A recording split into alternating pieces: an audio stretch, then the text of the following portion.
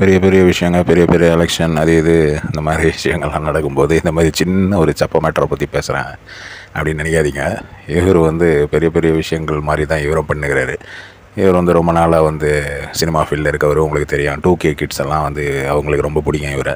அதுக்கு முன்னாடி 90s கிட்ஸுக்கும் இவரை ரொம்ப பிடிக்கும். ஏன்னா கேப்டன் பிரபாகரன் அந்த மாதிரி படங்கள்லாம் ஒரு வித்தியாசமான வில்லன் வருவார். அந்த காலத்து அசோகன் அவர் வந்து கொஞ்சம் காப்பி அடிச்சு ஈ ஊ அப்படின்ற மாதிரி சவுண்டெல்லாம் கொடுப்பார் இவர்.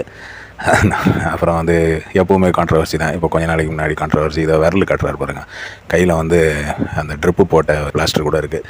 அவருடைய சின்னத்தை காட்டுறாரு, அது வந்து கருப்பாக இருக்குது தான், அது வந்து கலரில் பிரிண்ட் பண்ணணும்னு நினைக்கிறாரு போல இருக்குது. அப்புறம் வந்து எலெக்ஷன் நடக்கிற இடத்துக்கு அந்த பூத்துக்குள்ளேயே போய் பல அட்டூழியங்கள், பல அட்டகாசங்கள் அப்படின்ற மாதிரி சும்மா காமெடி பீஸ் தான். அது இது பண்ணி ஏதோ ஒன்று பண்ணி கொஞ்சம் பேரை வந்து திரும்பி பார்க்க வைக்கணும். இப்போ 4 நாளைக்கு முன்னாடி என்ன பண்ணாருன்னா, கேரட்டு கடிக்கிறது, பீட்ரூட் கடிக்கிறது, அது மாதிரி பலதையும் வந்து மார்க்கெட்டில் இருந்தெல்லாம் வாங்கி அது இது கட்சியில் அந்த டீஹைட்ரேஷன் ஆகிடுச்சு போல இருக்குது.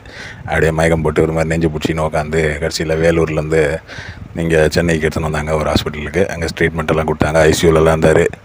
என்னப்பா இது எலெக்ஷன் டைமில் இந்த மாதிரியெல்லாம் பலரும் இருக்கிறாங்க. பல இடத்துலையும் பலதும் நடக்கும். ஆனால் பெரிய பெரிய விஷயங்கள் எல்லாத்தையுமே வந்து பெரிய பெரிய ஆளுங்கள்லாம் ஃபாலோ பண்ணுவாங்க, அதை பற்றியெல்லாம் பேசுவாங்க. நான் வந்து சின்ன ஆள், சரி இந்த ஒரு சின்ன விஷயத்தை பற்றி யாரும் அவ்வளோ பேசாத ஒரு விஷயம்.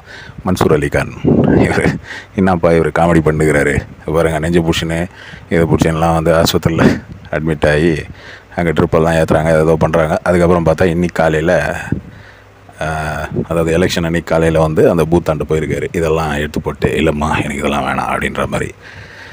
எப்படியும் அவங்க பல விஷயங்கள், அதாவது இவர் பல கோடிகள் சம்பாதிச்சிருக்காராம் சினிமாவிலேருந்து. ஆனால் அந்த பல கோடிகளை வந்து சினிமாவிலேருந்து சம்பாதிச்சதெல்லாம் அரசியலில் விட்டார் அப்படின்றாங்க. முன்னாடி நாம் தமிழர் கட்சியில் இருந்தார். அதுக்கு முன்னாடி கேப்டன் பிரபாகரன், கேப்டன் விஜயகாந்த் கூட இருந்தார். இப்போ வந்து தனியாக ஒரு கட்சி வச்சுருக்காரு, புலி அப்படின்ட்டு. என்னமோ ஒரு புலி, அது எனக்கு கரெக்டாக ஞாபகம் இல்லை. அதை இப்போ தேடி பிடிச்சி பேசணுன்ற ஒரு பெரிய விஷயமும் இல்லை. அதனால் அது பாருங்கள், சின்னத்தை காட்டுறாரு. அந்த சின்னத்துக்கு யாராவது ஓட்டு போட்டிருப்பீங்கன்னு நினைக்கிறேன். நான் போடல பர்சனலாக, நான் எந்த கட்சிக்கு போட்டேன்றதை சொல்லக்கூடாது, அதனால் அதை விட்டுடலாம். எப்படியோ வந்து இவர் ஜெயிக்கிட்டோம், இவரை மாதிரி நிறைய சினிமாக்காரங்கள்லாம் வந்து ஜெயிச்சு வந்து அசம்பிளியில், பார்லிமெண்ட்லலாம் உட்காந்து நம்மளெல்லாம் ஆட்சி பண்ணி நம்மளுக்கெல்லாம் நல்லது செய்யட்டும் அப்படின்ற ஒரு பெஸ்ட் விஷயம் சொல்லிடலாம். Okay guys, thank you.